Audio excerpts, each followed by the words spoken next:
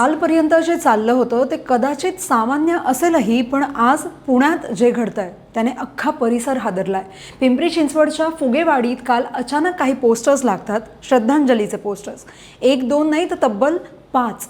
चर्चा सुरू होते, लोक हळहळतात, पण खरी खळबळ उडाली आहे ती आज।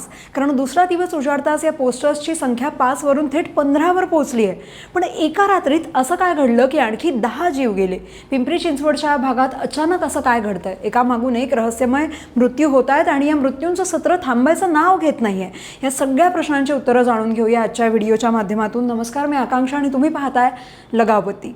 मागच्या 24 ते 48 तासात पिंपरी चिंचवडच्या फुगेवाडी, दापोडीत आणि पुण्याच्या हडपसर भागातही एकामागून एक 13 लोकांचे संशयास्पद मृत्यू झालेत, ज्याने अख्खं पुणे हादरलंय।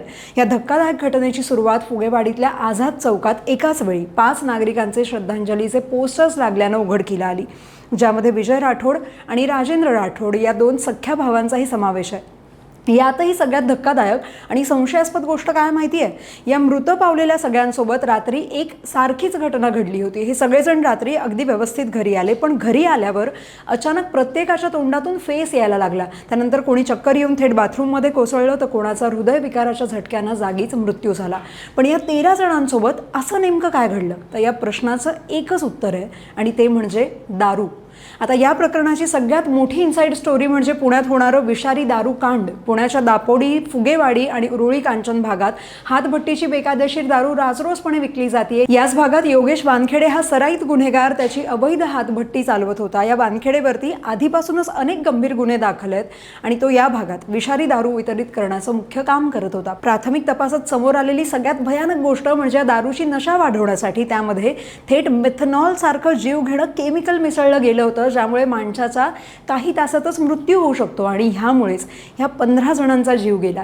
सध्या दापोडी पोलीस या योगेश वानखेडेची कसून चौकशी करतायत। राज्य उत्पादन शुल्क विभागानं त्याला आधीच अटक केली असून पोलिसांनी वेगवेगळ्या 3 अड्ड्यांवरती धडक कारवाई केली आहे। पण धक्कादायक बाब म्हणजे संपूर्ण काळा बाजार आणि दारू गुत्त्याचा मुख्य मालक कर्नल सिंग विरखा हा अद्याप फरार असून पोलीस सध्या त्याचाही कसून शोध घेतात।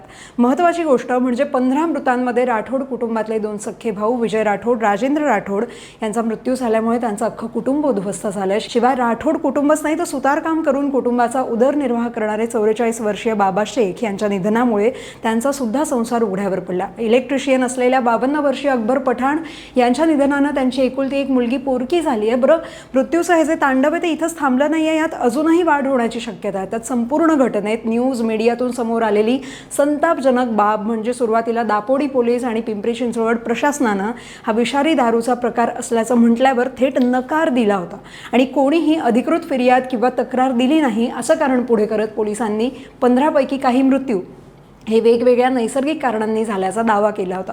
पण अखेर जेव्हा मृतांचा आकडा वेगानं वाढला आणि संपूर्ण पुण्यात मोठी खळबळ उडाली, तेव्हा कायद्याच्या भीतीने आणि पोलीस कारवाईच्या दबावामुळे मुख्य सप्लायर योगेश वानखेडे हा स्वतःहून पोलिसांसमोर हजर झाला, ज्याच्यानंतर या संपूर्ण प्रशासकीय निष्काळजीपणाचा आणि अवैध धंद्यांची भांडाफोड झाली।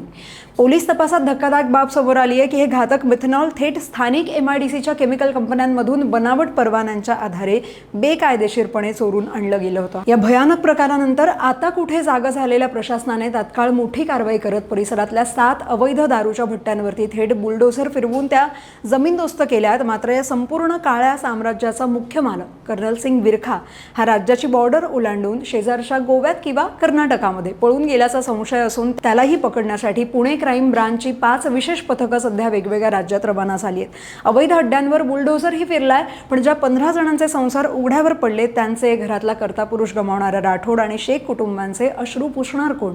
मुख्य सप्लायर योगेश वानखेडे जरी गजाआड असला तरी मुख्य सूत्रधार कर्नल सिंग विरखा अजूनही मोकाट फिरतोय। तुम्हाला काय वाटतं, या भीषण मृत्यू तांडवाला नेमकं जबाबदार कोण आहे? तो फरार माफिया की हप्तेखोरीत मग्न असलेलं स्थानिक प्रशासन? तुमचं मत कमेंटमध्ये नक्की कळवा आणि लगावतीला सबस्क्राईब करा।